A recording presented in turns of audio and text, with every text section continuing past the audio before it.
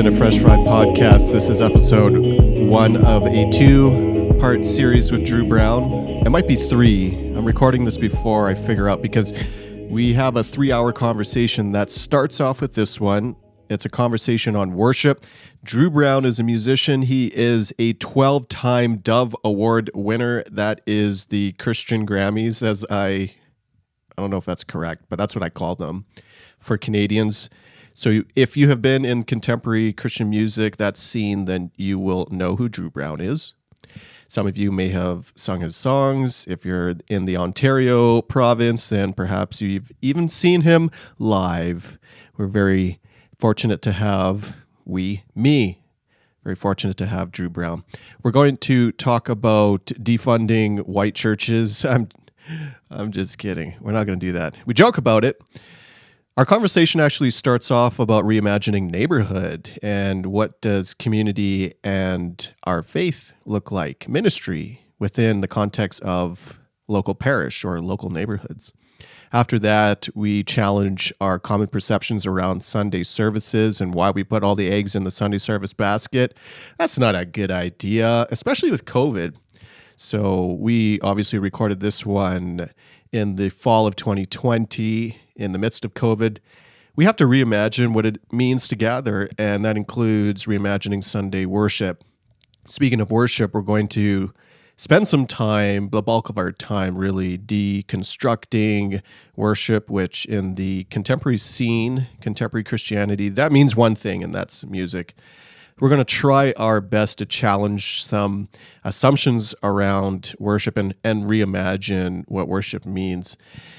And that means deconstructing some of the old ideas and what is often a sacred cow for many communities. You might know I enjoy writing about dismantling sacred cows in the worship scene.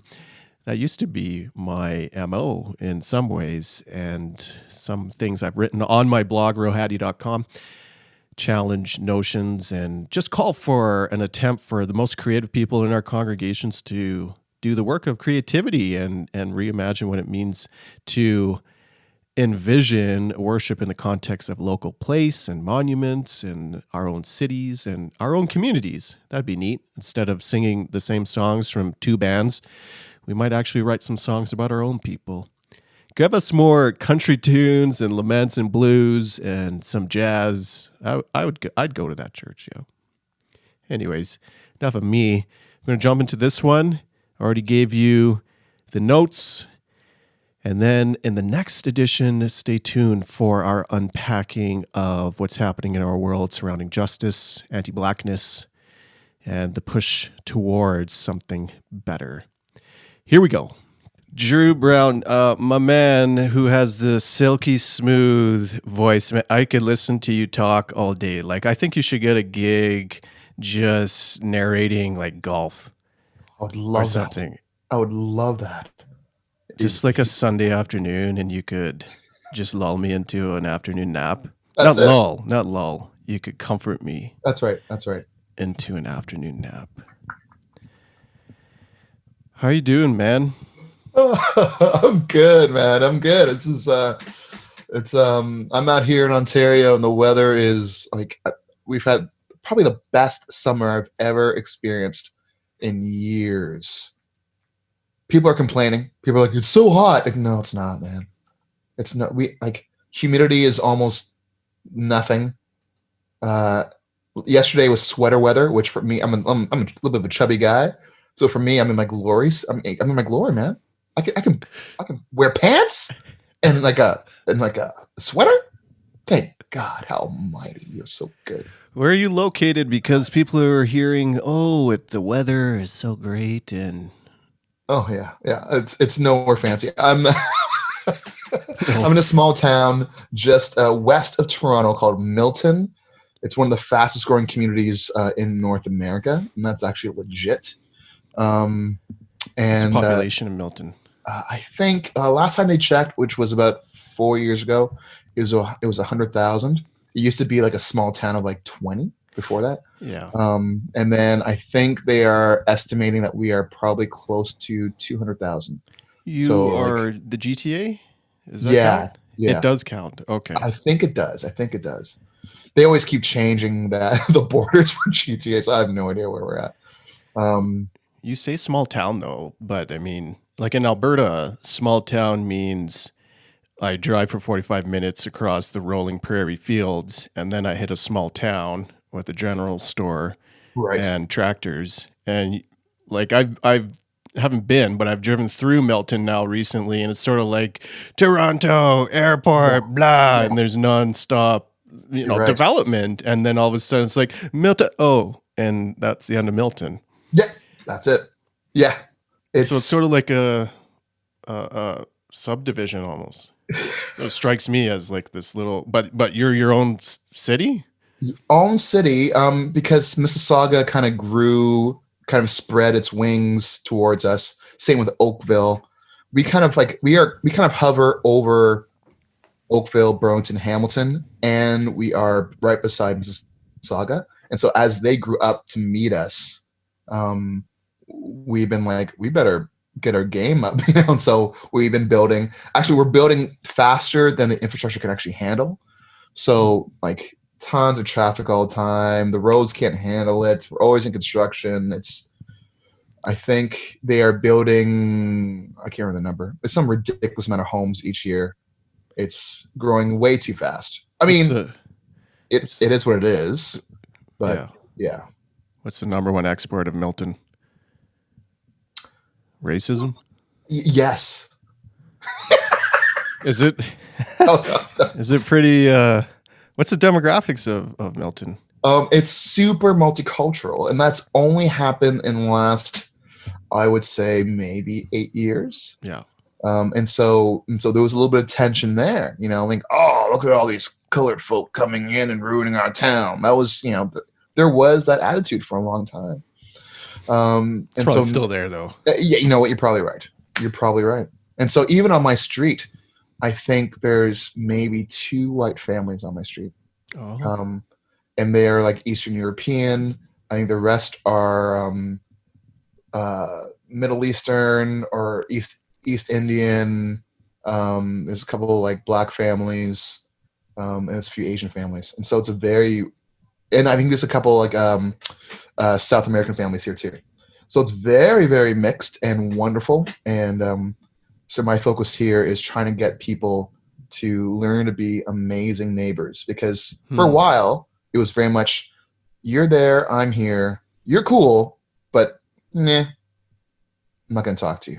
That's very Canadian in many respects. It's that mosaic, right? Yeah, unfortunately, yeah. Yeah, unfortunately. It's that mosaic where everyone gets their own pane, right? That's right. A little piece in the pane of glass. That's right. But they don't mix. That's right. It's not the melting pot. I mean, both metaphors are screwball anyway, because it's just a story. That's right. And so I'm trying to find ways that, hey, let's actually connect. Let's actually learn about who we are. Let's actually find a way to kind of, meet each other on this bridge of difference and love each other in really cool ways. And so, I do a few projects here in town just to kind of create a sense of community, a creative partnership, a creative, just being neighborly with each other. And those projects have gone really, really well. But I just moved into a new neighborhood where my projects are now obsolete because they get it. I remember the first day I moved in here, just last month, there was a couple young women, maybe like early 20s. And they're like, hey, are you new to the neighborhood? I'm like, yeah, I'm brand new. I'm just living right here. Like, oh, get ready. This street is lit. And I'm like, what? I'm like, okay, kids. I like to sleep. Yeah. Did you keep it down? But they weren't kidding. I would get home from like hanging out with some friends at like midnight. Everybody's on the street. They're sharing food. They're hanging out. They're like people are like, I make the best butter chicken. No, I make the best butter chicken. I'm like, dude, you're Hungarian. Yes, and I make the best butter chicken. I'll prove you. Like, I'm like, this is awesome. Like, they were just in each other's space and they're having fun and they're connecting and working together. And they make sure, every family makes sure that the kids run the street. They own the street. And so they put stop signs at every 10 feet or 12 feet, right in the middle of the road to make people slow down. because they want the kids to have full control of everything, which I completely agree with. Let the kids run wild. There's something beautiful that the kids are playing soccer in the street. Awesome. It's up to me to slow down, not up to them for them to move.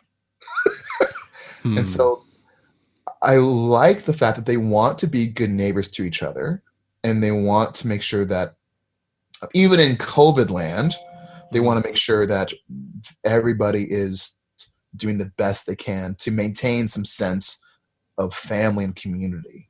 I think that is so awesome. It's almost as if you're reflecting an inner city vibe, but Milton's not inner city of anything. Not at all. So that's really curious that you're right. saying the street is acting like this family.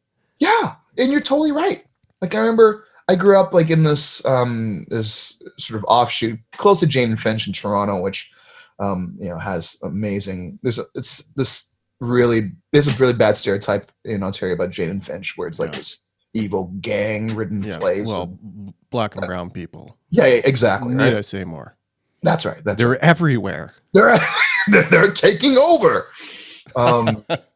And I remember when I was there, that's the way it was. Like kids owned it. Families would be they would be in each other's space, not in a weird, intrusive way, but kind of like, hey, you know what? Sally needs this. Let's all make sure that she has whatever she needs, food-wise, whatever. Hey, this family, they're having some issue. They're all trying to work together as one solid community, as one big family. There's love. There's space for grieving together and helping each other out and feeding each other and watching each other's kids. Like, I don't know how many times I'd be like down the street at the neighbor's house. I was a latchkey kid growing up, and so I'd be there. My mom will swing by. Hey, time to go home. Okay. I think they fed me more than my own mom did growing up. I think that's such a beautiful thing. Yeah, so anyway, I think you're totally right. There's something about that they seem to capture here that I've never seen anywhere else in a normal suburb area. Yeah, it's a suburb, and it certainly screams against the individualism that has been now a key artifact of our culture. Yeah. And for the longest time now, I think the church has been trying to revitalize itself in the neighborhood, back in that parish sort of space where Grandma's church operated. And yet what we have is a lot of, I'm going to hazard a guess that it's not a church or a bunch of Christians who are spearheading just this movement of what it means to be a neighbor. And this is the thing. And I find that I'll be that guy. I find that whenever churches do that or Christian organizations do that, it's always wrapped around, let's get them saved or let's bring them to Jesus. Bring them to church. I mean, that's the goal. Get them to service. Apparently. Where I think, like, no, let's just be a good neighbor. How can we be the best neighbors as we possibly can be? How can we just meet the needs of the people around us? Let's just focus on that. And I think that, for me, that's why I'm still hanging around the church, because I think if we can get that, then there's so much potential for good in this world. Oh, that's good. And I think it's shifting. I think you're totally right. Yeah, you're right. You're right. It is completely. I don't see. So here's the thing. I think it's shifting in terms that being a good, the neighborliness is getting sexy again. Yes. And the church is not at the forefront of that. Yes. We can co-collaborate now, but we're not at the forefront. But what's stopping us is the engine. The mainstream church, evangelicals, Protestants, Catholics, the mainstream churches are still centered around service. Yes. And so those leaders are not going to decentralize these big boxes into these neighborhood hubs and then abandon service. And then COVID hit. Yeah. And then COVID hit. It's just like we didn't. I wonder, and I mused about this on a prior podcast, is I wonder what's going to happen now as a bunch of churches, church members, realize they didn't really need that Sunday service. Right. Now, some of them, obviously, I mean, the connection point is the point, but did you really need 45 minutes worth of preaching? This is it. Did you really need how much? 45 minutes of singing? Oh my gosh. I didn't, and it's freeing for me to be Sunday morning and to roll either with my neighbors or to roll with my family. And I wonder how that's going to cripple contemporary Christianity. Who cares? Honestly, man. Defund the white evangelical church, dude. Just like, we don't need that stuff anymore. What's that? Hashtag what? Defund white evangelicalism. I mean, it's the whole thing, right? Because all of evangelicalism is coming out of white evangelicalism. So defund the, wait a minute, who's funding it? So there's people not going to Sunday service anymore. Someone is going to have to pull the plug. Someone's going to have to pull the plug, man.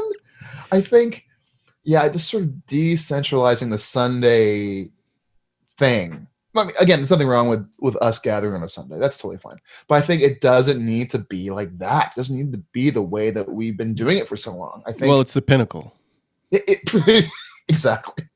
Like it's the most important aspect, especially when for leaders all their jobs are on the presentation of the Sunday service. That's right. That's what else are you going to do? You're going to get paid to love your neighbor? Well, you should, but you shouldn't get paid for it. Come on. I think there's so much power in taking that time and space and putting it somewhere else. I think it's so beautiful to see some churches really roll with this idea of what are we going to do? Like, for me, it's not even about like reimagining church. It's actually like burning the idea down and building something new in its ashes. And I think that for me is exciting. It's going back to the idea of just being neighborly and being intentional. We can't rely on the church to kind of manage our programs for us. Actually, now it's up to me to reach out and hopefully be open and honest with people as they do reach out to me, and build those links and build those connections and stay in tune with people. Like I have, and I'm like a super loner, crazy introvert. I'm like, leave me alone, world. Peace. I'm out. I don't want to talk to anybody. But I find myself having better conversations with the people who are still in the faith now more than ever. And I used to hate small groups with a passion. Dude, hey, you want to go to a small group? No. Leave me alone, please.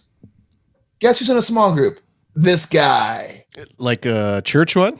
Well, I mean, churchy one, Christian one? You know, we all go to the same church, but no, we don't talk about the sermon. It's very much life. It's just life. And for me, most of my relationships are sort of, especially when I talk about like friendships and stuff like that, I always base it around the pub.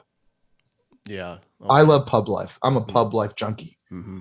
And so for me, the perfect church would be sitting around a table with a bunch of drinks and some food and just talking. Yeah. Most of my holiest of moments have been with a drink in hand, around a table, around a fire, just talking about life.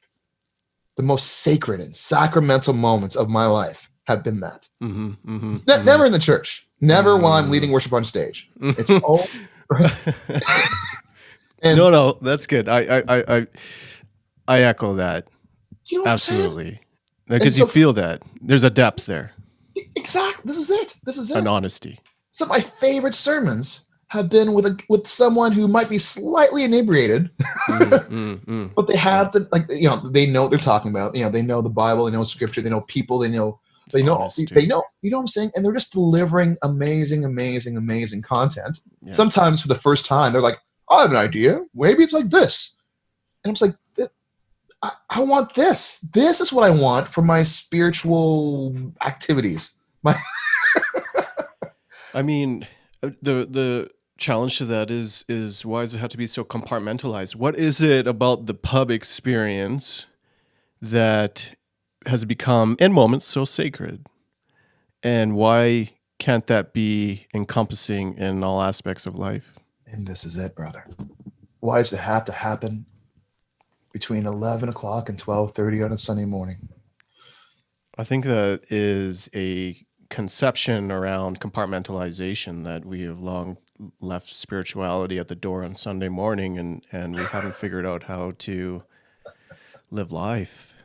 There it is, brother. Live life in the context of vulnerability and with safe people. Yeah. Hey, small groups. So that's maybe why it lacked vulnerability and it was insular and didn't have safe people. Yeah. That's a mischaracterization, I think, of small groups, but the exclusivity of them, I don't think is. Right.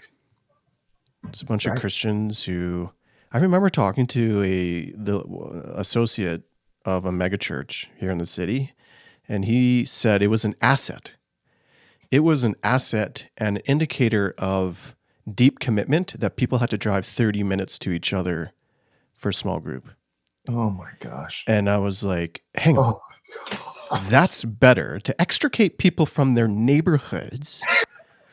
That's better than if they could walk across the street to their neighborhood. And he had no frame of reference to see that incarnational presence, touch, feel, and walking to one another was better. I don't know, man. That's a cultural thing, and that's a generation, 2 generations now of church leaders who don't know any better. Like, honestly, you don't know any better, and to change what we have now, or what the mainstream church has now, that's daunting, scary. Yeah. Who's going to do that? It's going to cost you your job, maybe? Who's going to do that? Great. You know how many Bethel songs I need to sing on Sunday? And they're really good. Stop. Just stop. They're really good. Drew Brown, ladies and gentlemen, on the podcast here, that was just the intro. That was just a little taste.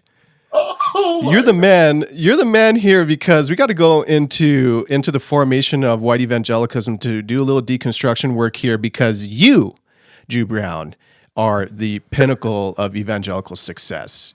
How many Christian Grammys do you have?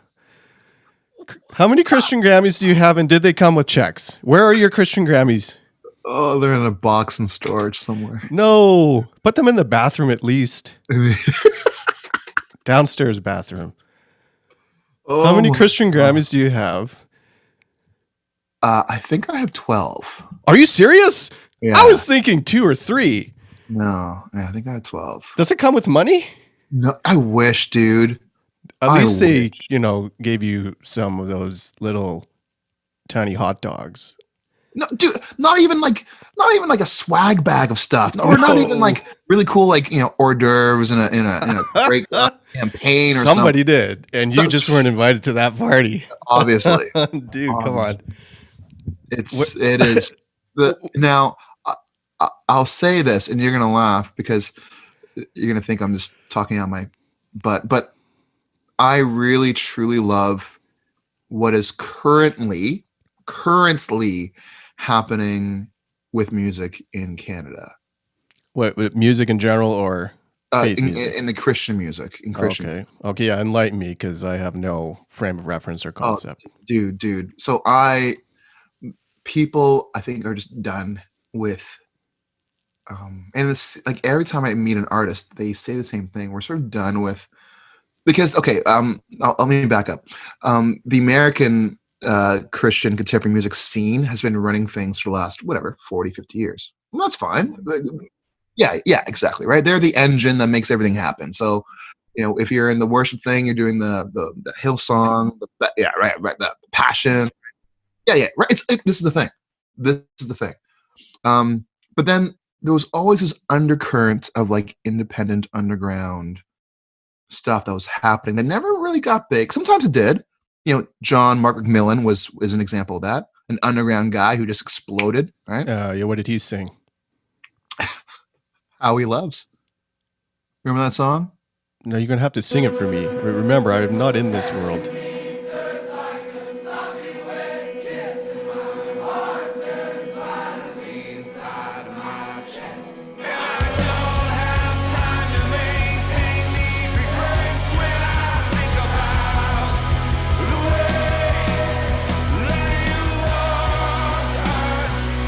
Fair enough. What's the refrain? He loves us. Oh, how He loves us. Remember that song? Vaguely familiar. I'm sure listeners though are like, oh yeah. Oh yeah, that song. Yeah, it was 10 years ago, maybe more. I think maybe Really? 2015. Oh man, here I thought it was new.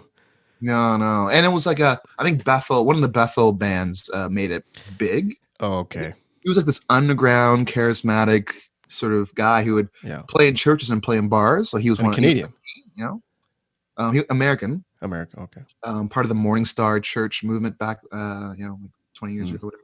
Mm-hmm.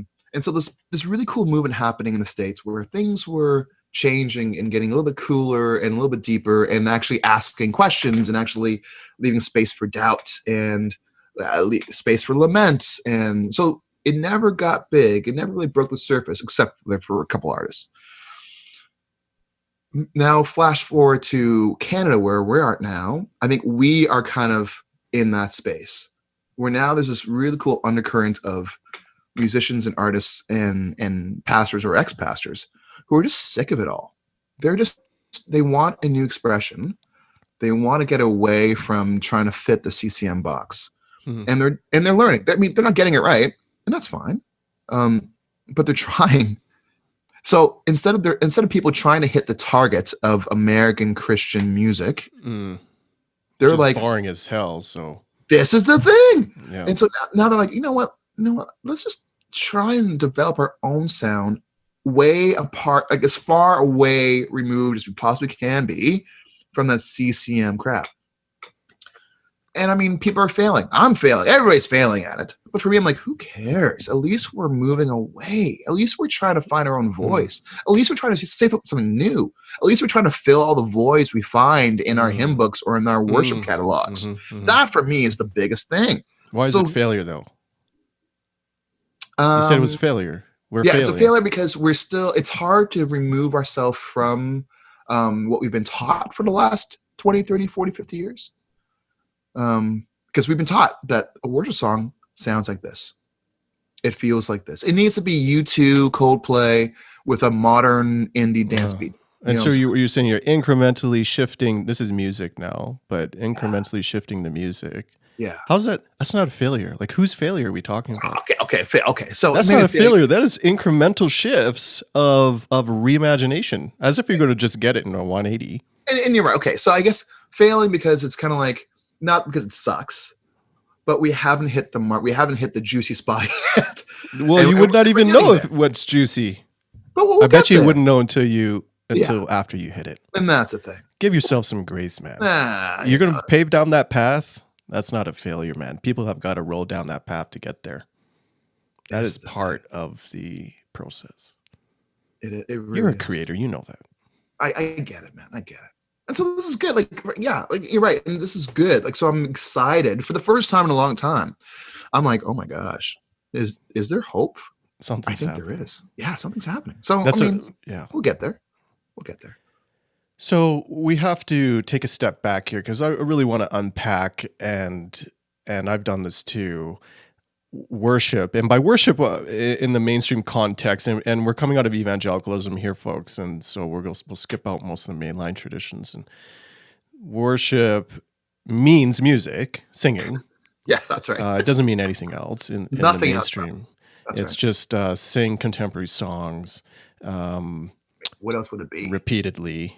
Yeah. And the worship pastors really don't do. I mean, if you're a big church and you're lucky, you might have a skit around Christmas and Easter. People really enjoy skits. Oh my God. I love amateur theater myself. Oh, jeez. Let's talk about this deconstruction of Christian worship, though, because, like I said, you were the height, man. Now, what did you say? 12? Yeah. 12 Dove Awards.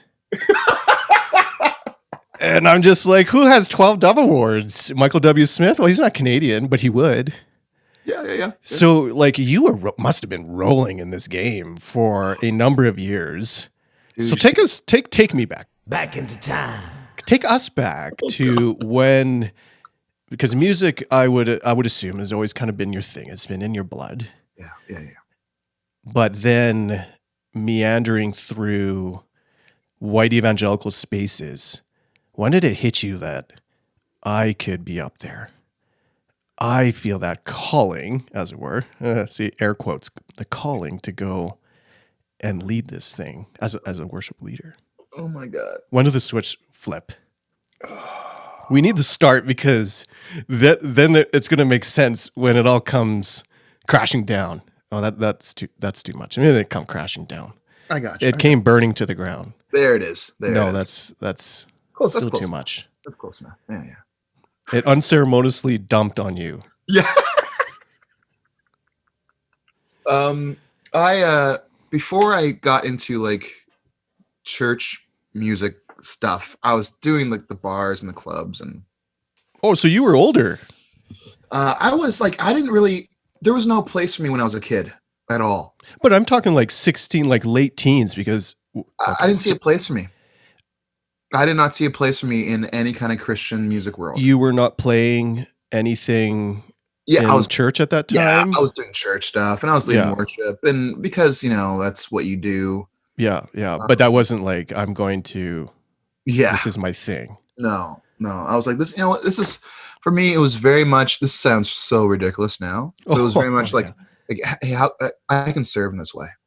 I can serve my church in this way. I can play instruments. You did not think that, or you did? I did. Oh, yeah. And so it's very much kind of like, this is not what I want to do. Yeah. But I can help right now. I can help. Serve. Yeah. And so, because I remember like these like albums like Petra Praise. You know what I'm saying? I remember. I don't know what you're saying. The old. Yeah. Oh, dude, when you get a chance, Google Petra Praise and just laugh. Just have a good laugh, man. It's my gift to you. Girl band? They are one of CCM's oldest rock bands from back in the day. They were kind of like one of the biggest Christian rock bands. They're familiar. They were like were they bigger than Jars of Clay? Oh yeah. Okay. So that's it. I'll check it out. Yeah. You'll have. I'm just going to put Petra, a little clip of Petra in right now.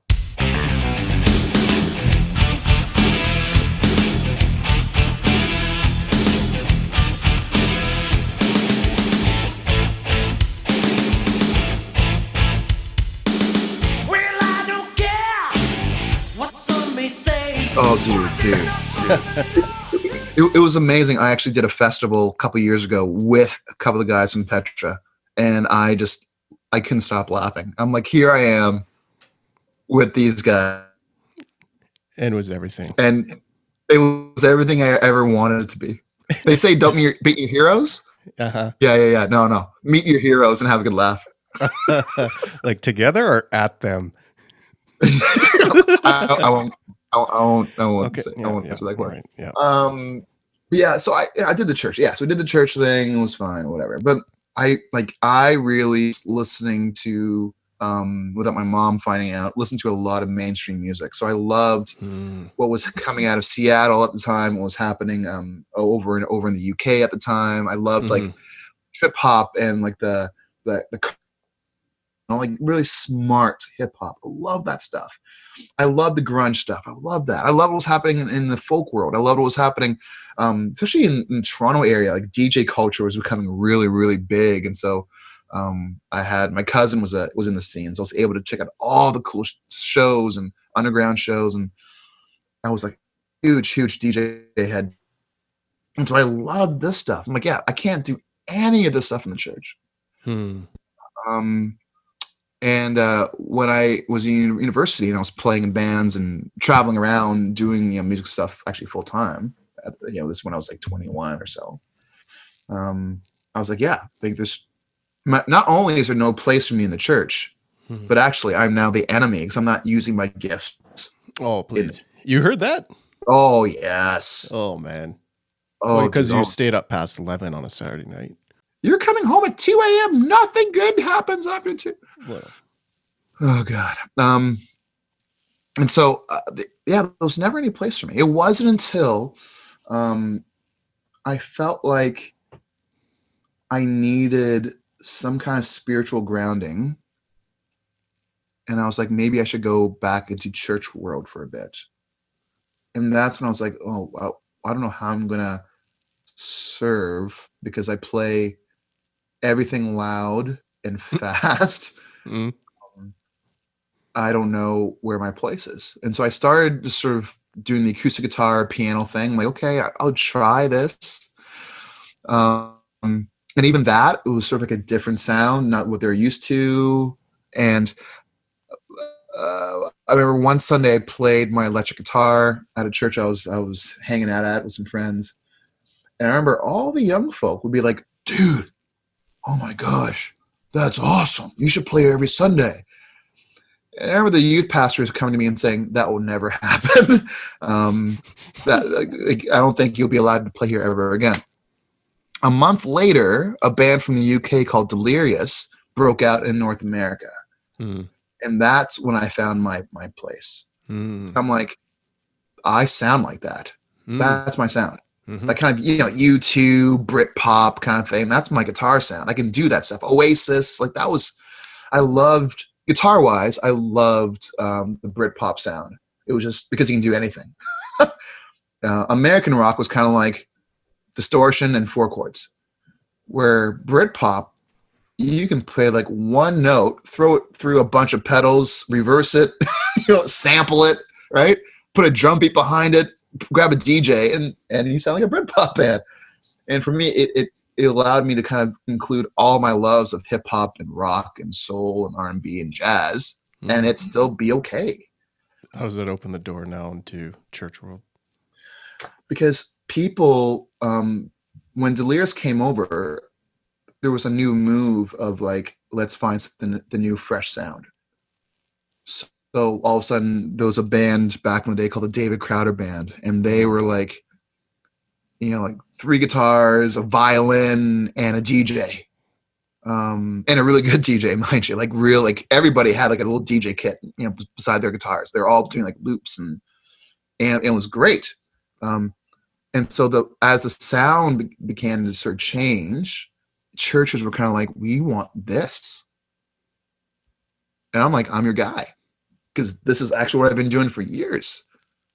And so I actually started going to different churches and actually helping them modernize their sound a bit, teaching the players and the instrumentalists like how to play like the Edge, or play like this drummer, or play like that, or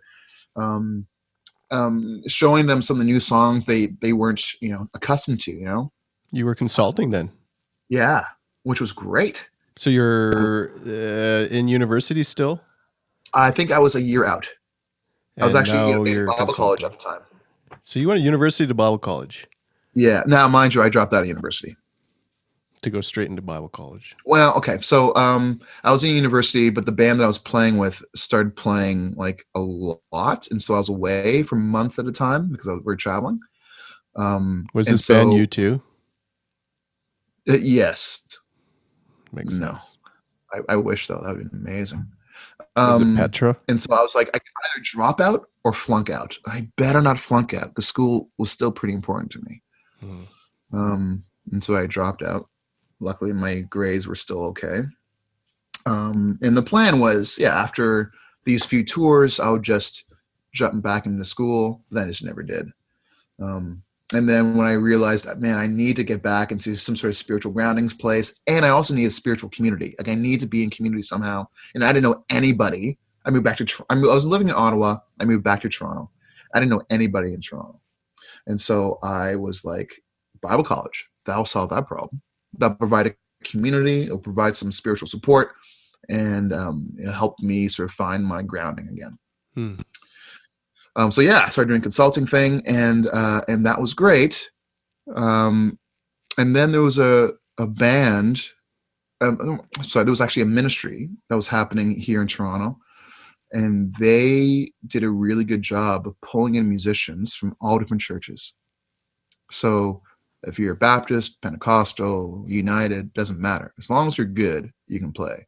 Black, white, Asian, man, woman, doesn't matter. They didn't care about any of that.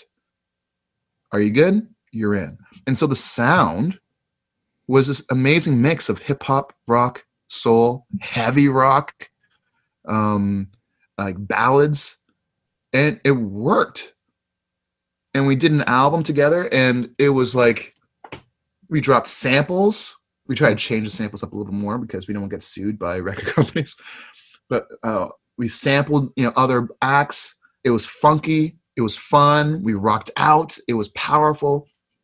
And that was sort of like that was the moment for me. I was like, okay, this might be something that I would want to do in the future. Because one thing I knew is I didn't want to do the rock, not the rock. I didn't want to do like the look at me, I'm a rock star thing. Mm. I didn't feel, I don't have the ego for it. Mm. I love being in the background. I love it. Love it. Matter of fact, if there was like a singer and that singer needed like a guitar player, to help write songs and to play, that'd be my perfect spot. Awesome. I just didn't have the, hey, everybody look at me kind of attitude that you kind of need to, that I thought that you needed to have. Mm-hmm. So this is great. We're doing these worship songs. We're doing it in a fresh way. We're super creative, very intentional. I'm playing with some of the best players I've ever played with. And playing in a ministry that has like over 2,000 kids coming out every week. I'm in. Let's do this. So that's the start. That was the start. And then you meander. That's when they drew you into the world. Yeah. And you meander in, so a white evangelical context, is that accurate? Yes, completely. And you're getting paid to do some work with the things that you love. Yes. Did you become, so that kind of sounds like a parachurch ministry to youth and consulting. Did you become a youth, a worship pastor or leader of churches or a church? Yes. Okay. Yes, I did. Yes. Okay, but you make it sound like it was a pain in your backside. You know what? It was actually good. The problem is a few different churches hired me because they wanted to bring in something fresh. They wanted something new. They wanted to grow the church in terms of the arts, in terms of worship. But really, no church actually ever wants that. Right when you said it, I was like, do they really? Yeah. And so I'm like, great. That's what I'm good at. That's what I've always been doing. My consulting thing, like it's in my artistry. It's always been like, let's do the new thing. Of course, let's do it in a way that can really get caught up, like that our congregation, our people can really lean into and get, for sure. Take all the slow steps you need, for sure. But let's always aim them towards the new expression, the fresh expression. If that's what you want, that's what we got to do. And how'd that go? They didn't want that. So how many times did you do that? 3.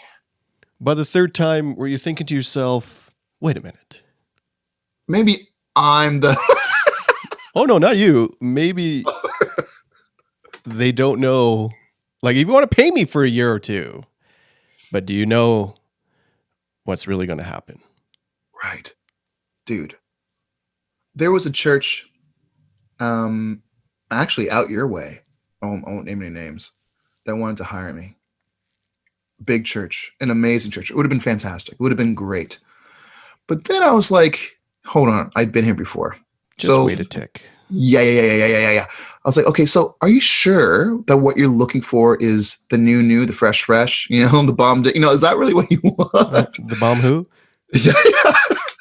And like, oh, of course we do. I'm like, no. Like, imagine it looking like total opposite what we have right now. Just imagine that. Mm. Is your first reaction as like, oh my gosh? Or is it okay, we tried. Let's do something different. What is the opposite of that?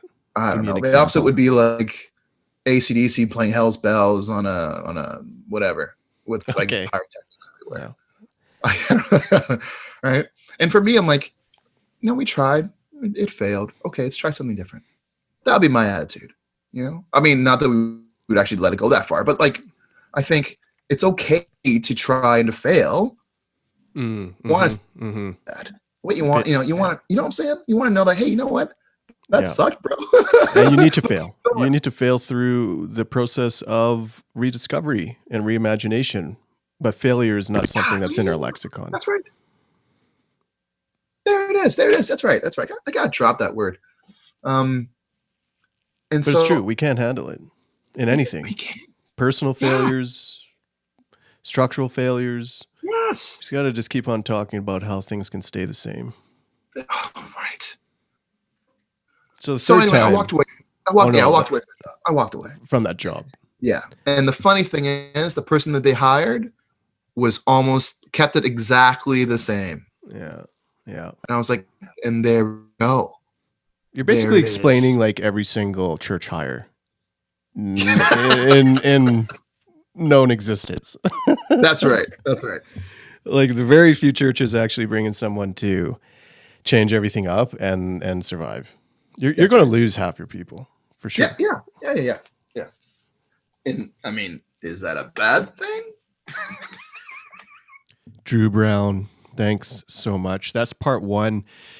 And the second part is going to be more in tune with the call to racialized justice. So we're going to switch gears and come off the worship, music conversation and into one about anti-Blackness that seems pertinent to our world right now. And Drew has a few things to share, and we're going to continue what is, honestly, this is one of the funnest conversations on the podcast I've had. So hope you've enjoyed.